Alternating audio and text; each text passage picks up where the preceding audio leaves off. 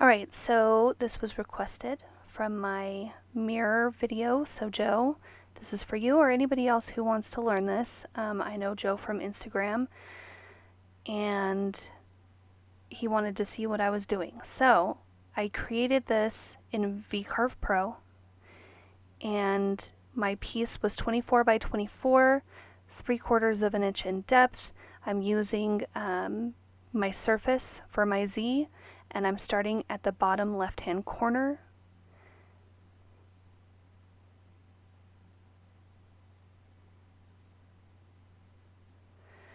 Then I create a square in the rectangle, making a rectangle area. It looks like a square.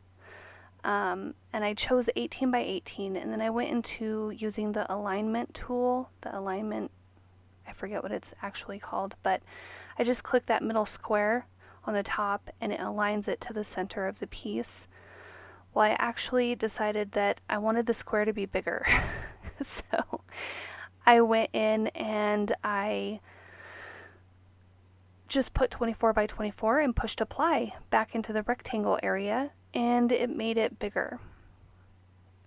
And then I wanted to create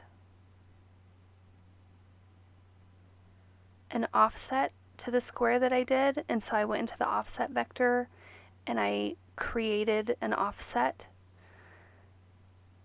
And then I wanted to add a circle, and so I just went into the little circle icon on there, and I created an 18-inch circle, and I did the same thing. I aligned it to the center of my piece.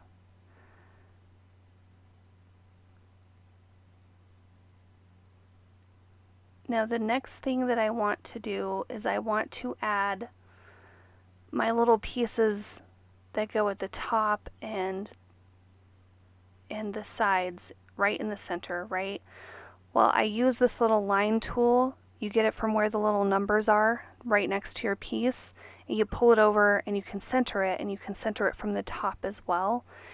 And I create lines using in the draw section, you just kind of draw a line, and I go from the square down to the circle, and I try to keep it as straight as possible. I do use these little dots. You can find that at the top above the numbers saying, you know, where your piece is situated. And I use the dots because it helps me keep things more straight.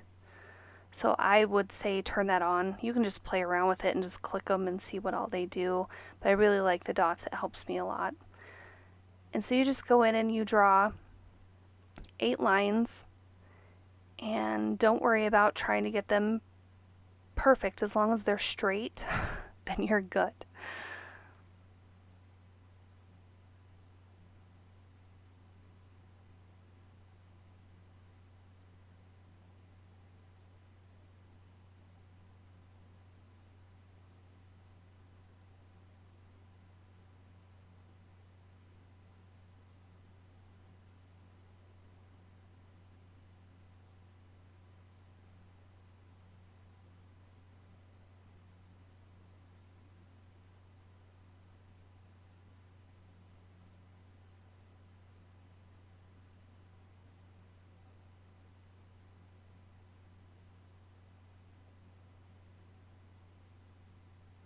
By the way, if you want to get rid of that little string that was holding on to the line, you know, when you go to move away, just hit your space bar.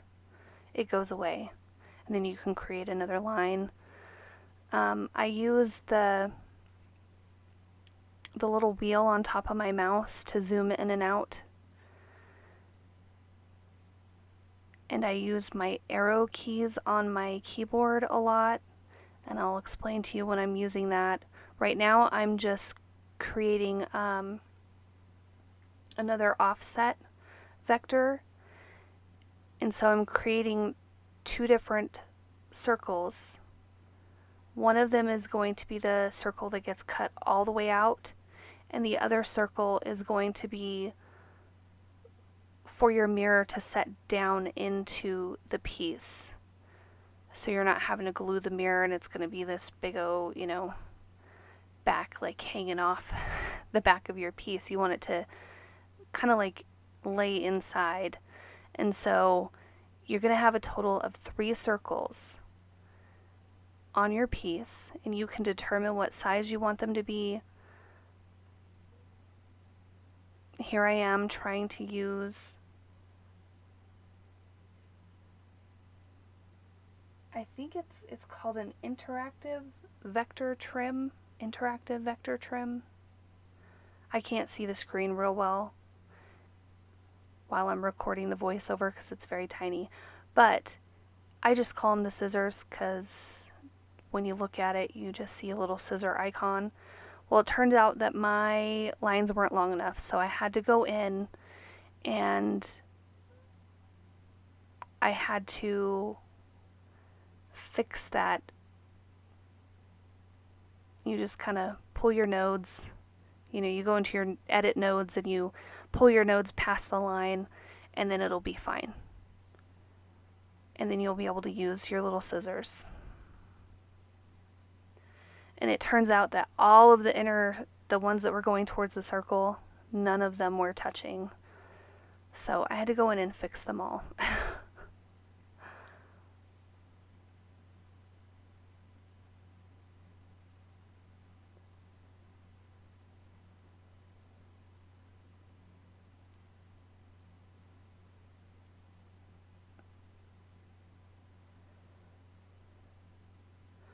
Alright, so now we can go in and we just clip that away, and then you just clip the little excess tail that you left behind. And you want to get rid of all of those because otherwise it won't even let you carve it. So get rid of all of that.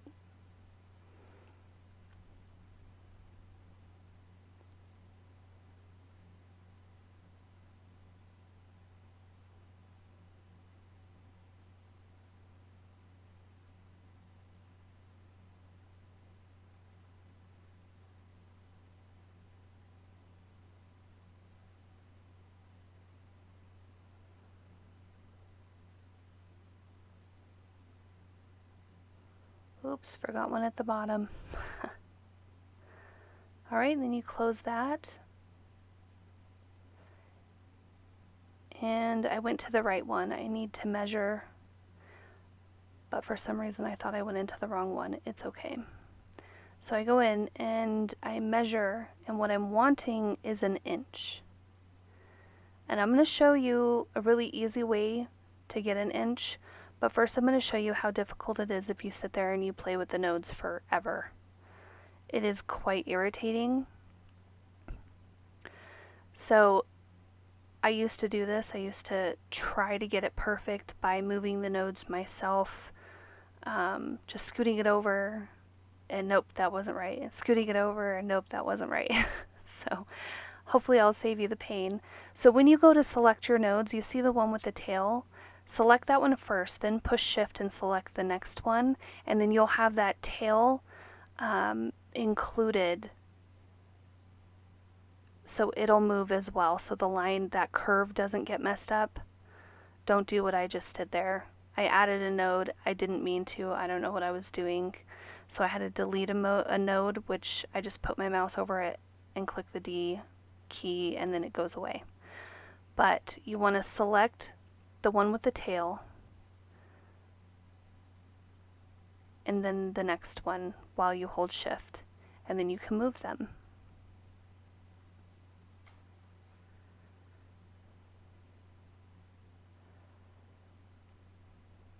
Now I'm trying to line up with the little dots just to show you, you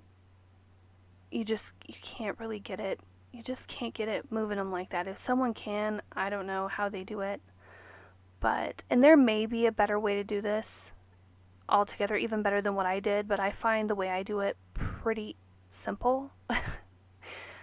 I think it's better than, I don't know how anybody else measures accurately, but what I do know is this is a pain to sit here and try to adjust those nodes and try to get them perfect and then go back and measure and it's wrong again. It's like, oh man, come on. So But do you see how I have that other node selected, the tail? You just have to select the one that's attached to it first, and then it'll be fine. And I measure, and it's still not an inch. I'm like, come on.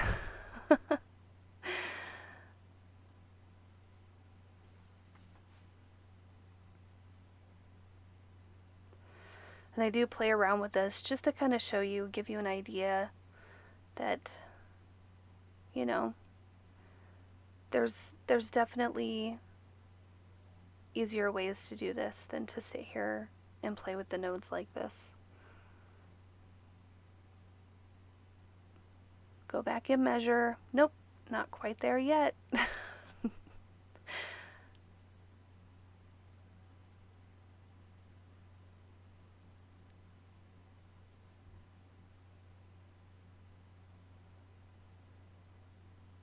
And you can use your arrows on your keyboard to move these. Instead of dragging them with your mouse, you can move them over with your arrow buttons. So whichever way you want it to move, whether it was left or right, then you would click one of those arrows and it'll move it. I think a lot more simple than trying to drag it with your mouse. Go back and measure. Still not right.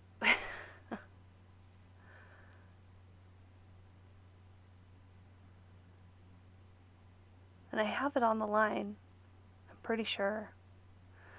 But yeah, it's just not right.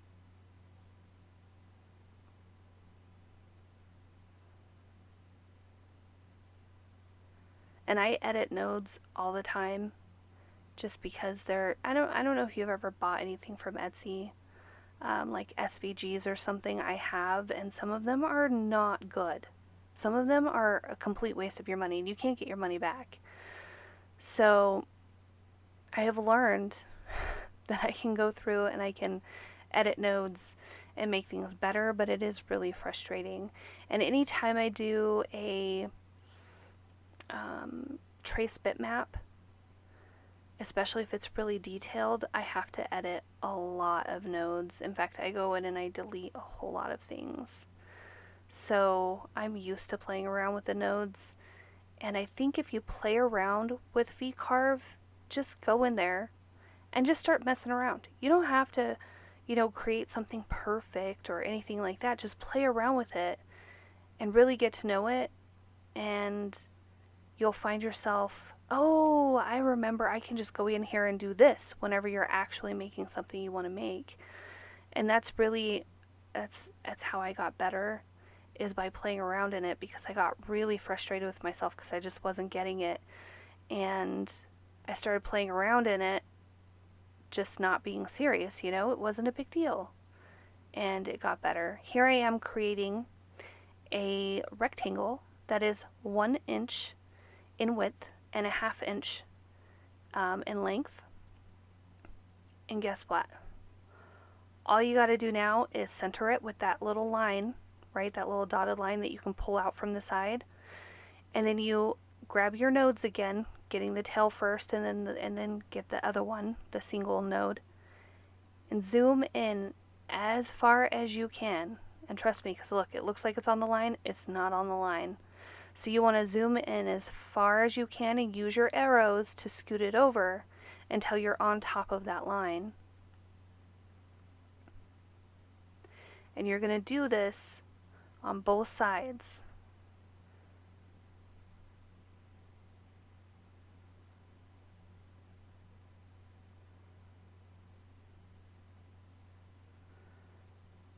All right, we're on the line. Oh, not quite. Scoot it over some more. Okay. Now we're going to go through and we are going to measure that. All right, you get your measurement. Voila, it's 1 inch. Isn't that so much easier than trying to move those nodes back and forth like crazy? Oh my goodness. I'm telling you, I have had some moments with trying to make things accurate, and it's so frustrating. But this is how I figured out how to do it. And it doesn't work every time. Like, I know there's different shapes. You just can't, like, I can't make a diamond in here. I don't know why. I just can't do it. I don't understand. But at least I can do something like this that's symmetrical and it's all even. It looks good when it's all done. So I hope this helps.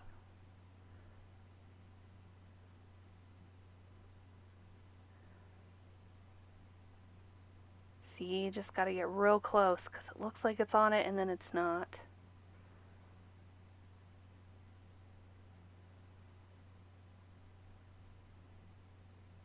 All right.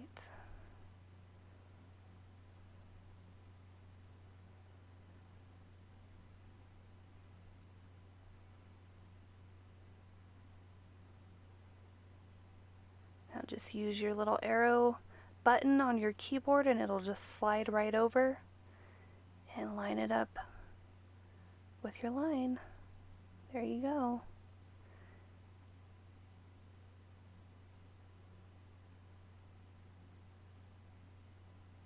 And then go back and measure again. I like to measure, right? It's what we do when we're cutting wood. You gotta measure it. So you just go in there and you measure it and voila, you have an inch. It is crazy, but it works. So the little rectangle you can use as your little measuring tape on there because you picked the size. You know, if you wanted it 2 inches or 1.5 inches or whatever, it would work perfectly fine to just create that rectangle and space them apart like that. I'm sure you could even do a 1/2 inch or 1/4 inch, you know, and just get them done. And then I just went ahead and created another square or rectangle, which I could have went in and I could have just flipped it, but I figure I want it to be, I wanted it to be perfectly straight, so I went in and I just created a new one. And then you go through and you do the same process again.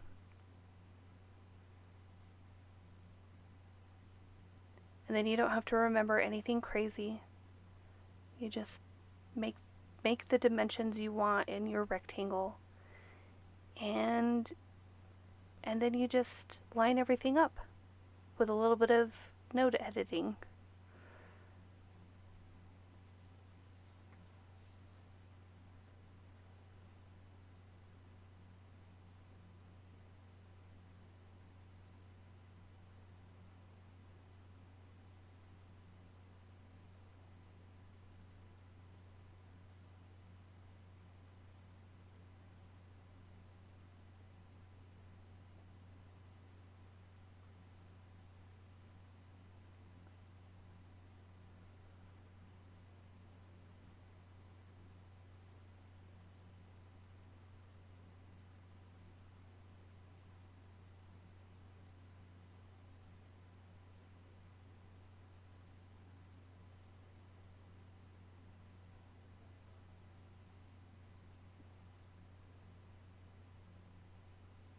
Line that up, make sure it's in the center with that line. And then you just do it all over again. I know it seems like it takes a lot of time, but once you get it perfect, it's like it wasn't a big deal at all. It's quite an accomplishment in my opinion. It's like, woohoo, I did something right. Okay, let's see.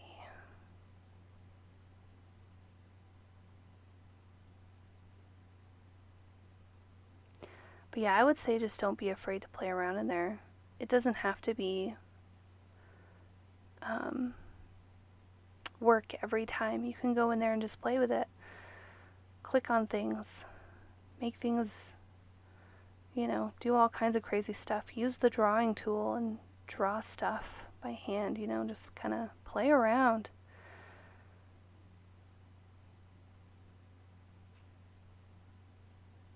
I feel like I do my best learning when I'm goofing. I don't know if that's a good thing. No, I'm kidding. I think it's fun, but we don't have to be serious all the time. Alright, now we're going to measure again. And now you have a piece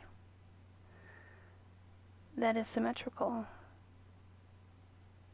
How exciting. It's very cool. Get rid of those lines because we don't need them anymore.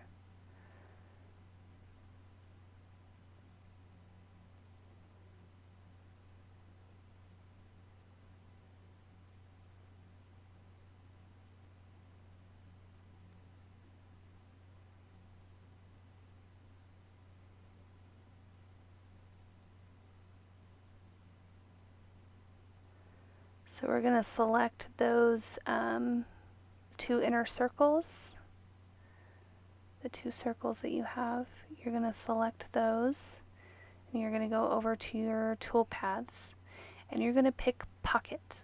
So you're going to go ahead and grab the Pocket tool path, and you're going to set it, I don't know why I changed it here, to 0.20. What you want it is you want it to the depth of your mirror and your backer, if that's what you're putting on. If you're putting a little backer behind it, I used plywood. It was a 1/4 inch plywood, so it does stick off a little bit, like off the back. But I didn't change anything in there. I picked a 1/4 inch end mill, and then I pushed calculate. And then I rename it so I know which tool path is which. And so I picked, back pocket 1/4 inch end mill. So that way whenever I go to grab it out of my file, whenever I'm in GSender, I can just pick it and run the correct one. And then after you're done there, then you're going to want to select all of the little triangle things and the very innermost circle that's in there, and you're going to pick Profile Toolpath. And I use a 1/4 inch end mill.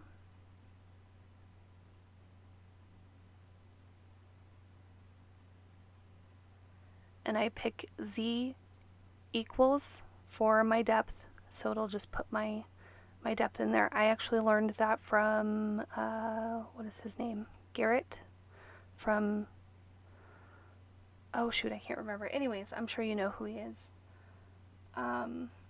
I do add tabs. I add 4 tabs in there, and then I add tabs again because otherwise it won't select them for whatever reason. And I also go to the inside of the line. That is important. So there I am adding the toolpaths and add tabs, close. Did I say toolpaths? I meant tabs. And then, you push calculate and then watch your preview, make sure it looks good. Oh yeah, rename it so that way you know what your toolpath is. I put cutout for this one, so it was like the mirror cutout or something of that nature. And then I put the 1/4 inch end mill so I know which bit I'm using. Then you just preview your toolpath and take a good look at it. It looks really good.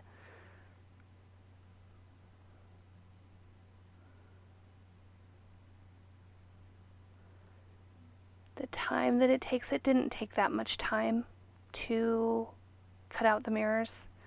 It always says more. Sometimes it doesn't say enough, but usually it says more than what it actually is going to take.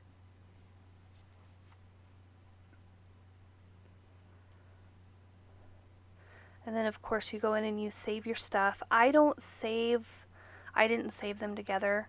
You can, because they're 1/4 inch end mill, both of them. But I did not do that just because it makes me nervous. So I did not do that. And then I slowed it down so you could see the preview again.